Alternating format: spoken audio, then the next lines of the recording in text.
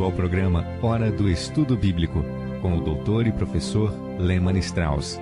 Este estudo é o resultado do tempo pessoal com o Senhor, da experiência de ministério pastoral e das conferências bíblicas do Dr. Lehmann Strauss, que nos instrui e encoraja com o ensino da Palavra de Deus.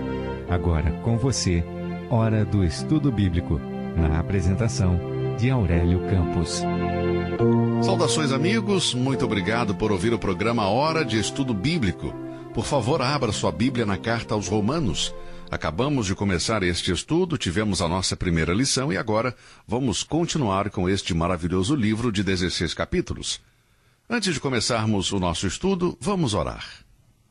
Pai querido, nós te agradecemos por mais um dia de vida, por mais uma oportunidade para representá-lo e proclamar a tua palavra. Abençoe cada ouvinte, Senhor, especialmente os idosos e aqueles que não podem sair de suas casas. Pedimos que o Senhor lhes dê paz, amor e alegria. Oramos em nome de Jesus. Amém. Romanos, capítulo 1. Nós estávamos em nosso último programa falando sobre Paulo e sua posição. No capítulo 1, versículo 1, vemos essa primeira declaração de Paulo. Servo, que significa escravo, servo de Cristo. E agora, vamos continuar com este primeiro versículo. Paulo, servo de Jesus Cristo, chamado para ser apóstolo. Paulo, o servo. Paulo, o enviado. A palavra apóstolo significa enviado, dá a ideia de missionário. Paulo não se autoproclamou apóstolo, mas Deus o designou apóstolo. Paulo, chamado para apóstolo. Na verdade, no texto original diz Paulo, chamado apóstolo. Ele foi chamado por Deus para ser apóstolo. Ele não escolheu a si mesmo para ser apóstolo. Creio que hoje nós temos vários missionários ou pregadores que se designam como tais, mas Paulo era um apóstolo escolhido por Deus. Ele não era um dos 12, mas assim que ele assumiu o cargo deixado por Judas, tornou-se parte dos 12. O futuro ministério dos 12 será governar sobre as 12 tribos, de acordo com Mateus 19:28 e Apocalipse 21:14. Mas o apostolado de Paulo era para um ministério especial. Em Efésios capítulo 3, versículos de 1 a 11, temos uma indicação desse ministério especial para o qual Deus o chamou, o separou e enviou. A revelação de Paulo foi uma revelação especial, vinda diretamente de Deus, ou seja, ele recebeu uma mensagem de Deus e foi enviado por Deus. Em 1 Coríntios capítulo 15, Paulo diz: Também vos notifico, irmãos, o evangelho que já vos tenho anunciado, porque primeiramente vos entreguei o que também recebi. Paulo recebeu do Senhor, e desde o momento em que ele o recebeu, não voltou atrás. Paulo, o servo ou escravo de Cristo. Paulo, o enviado, o apóstolo, especialmente separado para o evangelho de Deus. Paulo descreve a si mesmo como chamado para ser um apóstolo. No Antigo Testamento, grandes homens responderam ao chamado de Deus. Abraão ouviu o chamado de Deus em Gênesis 12. Moisés respondeu ao chamado de Deus em Êxodo capítulo 3. Jeremias e Isaías foram profetas. Foram obrigados a ouvir e responder ao chamado de Deus. Jeremias deu desculpas ao ouvir a palavra de Deus, quando ele disse que o havia separado desde o ventre de sua mãe. Jeremias capítulo 1, versículos 4 e 5. Isaías tentou se esquivar da responsabilidade quando Deus o chamou em Isaías 6, versículos 8 e 9. Paulo nunca pensou em si mesmo como um homem que aspirava a ser um apóstolo. Ele se via como alguém que foi instruído a realizar algo. Jesus disse aos seus seguidores: Não me escolhestes vós a mim, mas eu vos escolhi a vós. João 15:16. E Paulo não via a vida em termos de o que ele queria fazer, mas o que Deus queria que ele fizesse. Meu amigo, essa é a única maneira de viver a vida. A nossa maneira de pensar não deve ser o que eu posso ganhar desta vida, mas sim o que eu posso dar nesta vida. Não é o que eu quero fazer, mas o que Deus quer que eu faça. É por isso que o apóstolo Paulo diz aqui que ele é um servo de Jesus Cristo, chamado por Deus para ser apóstolo. A terceira coisa a respeito de Paulo é que ele foi separado para o evangelho de Deus. E aqui Paulo era um especialista. Ele era um servo do Senhor, enviado pelo Senhor e um especialista do evangelho. Ele diz que foi separado para o evangelho. Essa é uma forma positiva de separação. A Bíblia fala de algumas coisas das quais devemos nos afastar ou separar. Em 2 Coríntios 6,17 diz: Por isso, saí do meio deles e apartai-vos, diz o Senhor. Existem algumas coisas que o crente não deve fazer, se quiser ter a aprovação de Deus, e muitas vezes precisa dizer não a certas coisas. Mas, basicamente, a separação é algo positivo. Significa estar separado para o Senhor, portanto, separado das coisas ruins, das coisas pecaminosas. Paulo tinha sido separado por Deus, o Pai, mesmo antes de sua conversão. Se você olhar em Gálatas, capítulo 1, creio que o testemunho que Paulo dá ali fica claro. Ele diz em Gálatas 1,15, Mas quando aprove a Deus, que desde o ventre de minha mãe me separou e me chamou pela sua graça. Deus, o Pai, chamou Paulo e o separou mesmo antes dele nascer e antes de sua conversão. Em Atos, capítulo 9, podemos ver que Paulo foi separado não somente por Deus, o Pai, mas por Deus, o Filho. Por exemplo, em Atos 9, versículo 15 diz: Disse-lhe, porém, o Senhor: Vai, porque este é para mim um vaso escolhido, para levar o meu nome. Veja, o Senhor está falando aqui com Ananias sobre Paulo. Houve uma separação por parte de Deus, o Filho, e por isso ele foi separado pelo Espírito Santo. Veja em Atos capítulo 13, versículo 2. E servindo eles ao Senhor, e jejuando, disse o Espírito Santo: Apartai-me a Barnabé e a Saulo, para a obra a que os tenho chamado. Portanto, Paulo foi separado por Deus o Pai, Deus o Filho e Deus Espírito Santo. Creio que nenhum outro homem viveu uma vida separada e cheia de propósito como Paulo. Em Filipenses, capítulo 4, versículo 13, Paulo diz: Posso todas as coisas em Cristo que me fortalece. Ele sabia bem o que estava fazendo. Ele era um servo, um mensageiro separado para o Evangelho de Deus. Paulo diz que ele foi separado por um motivo, e que este motivo era o de espalhar as boas novas da salvação. Agora, Paulo estava ciente desta separação em sua vida. Ele dá testemunho disso em Gálatas, e Lucas também testemunha isso em Atos.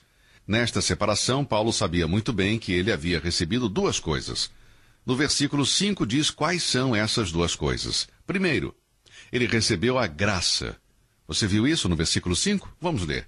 Através de quem recebemos a graça. Quando uma pessoa recebe o chamado de Deus, ela também passa a ser um recipiente da sua graça. A graça sempre descreve algo dado gratuitamente, um presente que não merecemos. Paulo, antes de ser um cristão, buscou a glória diante dos homens. Também buscou mérito aos olhos de Deus, a obedecer meticulosamente à lei, mas não pôde alcançar paz em seu coração. Mas agora, ele sabe que o que importa não é o que ele pode fazer, mas o que Deus fez. Podemos colocar desta forma: a lei nos diz o que fazer, o Evangelho nos diz o que Deus fez. E Paulo vê agora que a salvação não depende do esforço humano, nem do que um homem pode fazer, mas do que o amor de Deus fez. Tudo isso foi pela graça, sem custo, sem merecer. Paulo recebeu uma tarefa muito especial. Ele foi designado para ser o apóstolo dos gentios. Às vezes, o obreiro cristão pensa que ele foi chamado para ser honrado. E realmente me incomoda ver alguns pregadores que pensam que, porque eles ministram para as pessoas devem algo de volta para eles. Nós que servimos a Deus, devemos confiar em Deus e depender dele. Eu não penso que alguém me deve alguma coisa nesta vida. Não espero que as pessoas supram as minhas necessidades, mas eu espero em Deus. Eu creio que todo obreiro deve aprender isso. Eu creio que os jovens precisam aprender isso. Alguns jovens que se formam no seminário ou no instituto bíblico pensam que o mundo lhes deve algo. Bem, se você está ouvindo esta mensagem, quero dizer que se você é um ministro de Deus ou está no ministério, você está na obra de Cristo. Você é um servo e escravo de Jesus. E o que você está fazendo pela graça de Deus. Se você tem um dom, foi Deus quem te deu. Use-o com humildade para a glória de Deus. O mundo não lhe deve nada. E Paulo tinha essa atitude. E eu aprendi através do exemplo de Paulo que essa é a única atitude que um servo de Deus pode ter. Nós fomos separados, não para a nossa própria glória, mas para servir. Fomos separados para trabalhar. Agora, é muito provável que aqui temos um jogo de palavras quando ele diz, tendo sido fariseu. Fariseu pode significar separado. Os fariseus eram separados, mas não creio que Paulo está pensando nesse tipo de separação. Os fariseus eram desonestos, eram hipócritas. O Senhor os chama de hipócritas. E os fariseus rejeitavam completamente a ideia de que Deus oferecia salvação para os gentios. Para eles, os gentios não eram mais que o combustível para as chamas do inferno. E Paulo era um fariseu, mas ele não está se referindo a essa separação. Ele está falando de uma entrega a Cristo. Ele é enviado, aquele que serve a Deus. Bem, estas são as credenciais de Paulo, e ele as apresenta no início desta grande carta, no capítulo 1, versículo 1.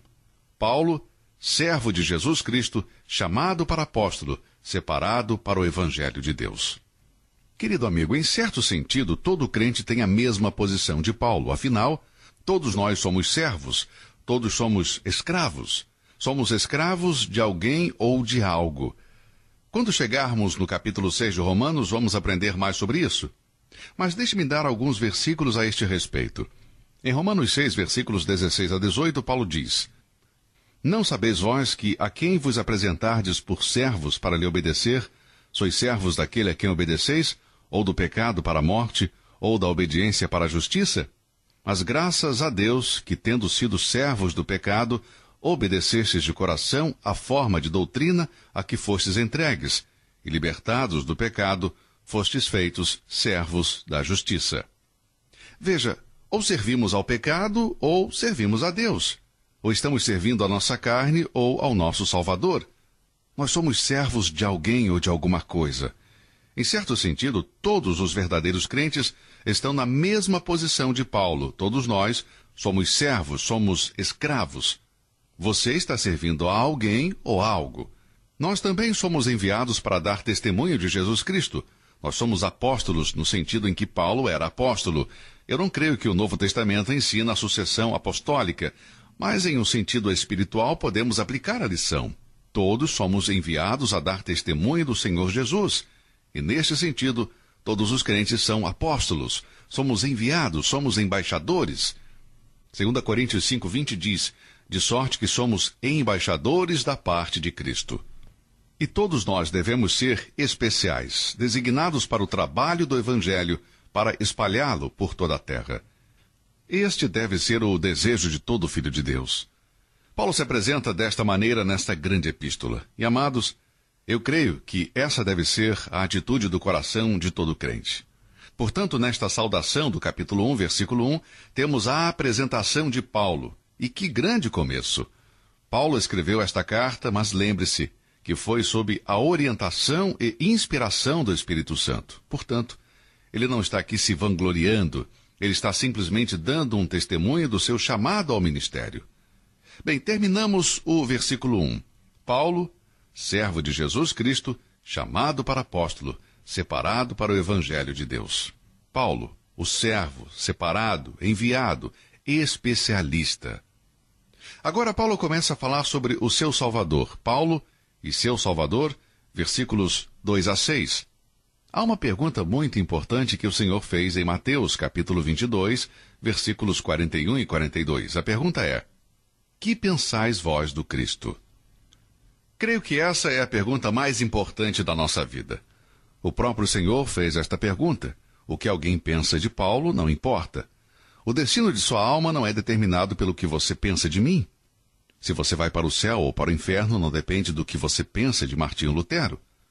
O destino de sua alma não tem nada a ver com o que você pensa do Papa. Veja, essa pergunta foi feita por nosso Senhor. Que pensais vós do Cristo? O que você pensa de Cristo é fundamental. Paulo enfrentou essa pergunta em seu caminho para Damasco, como lemos em Atos, capítulo 9. Eu respondi essa pergunta há 52 anos atrás, e eu espero que você também possa responder. O que você pensa de Jesus Cristo? Bem, nos versículos 2 a 6, Paulo vai dizer quem é Cristo. Vai nos dizer o que devemos crer de Cristo. Nós já vimos sobre Paulo e sua posição, capítulo 1, versículo 1, e Paulo e seu Salvador, capítulo 1, versículos 2 a 6. Agora eu gostaria de dar para vocês um esboço e depois, no nosso próximo programa, veremos isso com mais detalhes. Primeiro, Cristo, no versículo 2, é histórico. Observe que é o Evangelho de Deus que ele havia prometido pelos profetas. Portanto, A história está relacionada ao Evangelho e Cristo. No versículo 3, Cristo é apresentado como homem. Observe que diz, na descendência de Davi. Ele nos dá a sua linhagem. E em terceiro lugar, nos versículos 4 a 6, é apresentado como santo. Portanto, temos Cristo histórico, versículo 2, Cristo o homem, versículo 3, e Cristo como santo, versículos 4 a 6. Muito bem, em nosso próximo programa vamos continuar este estudo do que Paulo diz sobre Cristo, Paulo e seu Salvador. Quero agradecer você por ter nos acompanhado no programa de hoje. Que Deus abençoe a sua vida e até o próximo programa. Você ouviu Hora do Estudo Bíblico com o professor e doutor Lehmann Strauss, na apresentação de Aurélio Campos. Se você deseja ouvir novamente esta mensagem, visite a nossa página na internet www.bbnradio.org. Fica o convite para você nos acompanhar amanhã, neste mesmo horário, aqui na BBN. Hora do Estudo Bíblico é uma produção da BBN.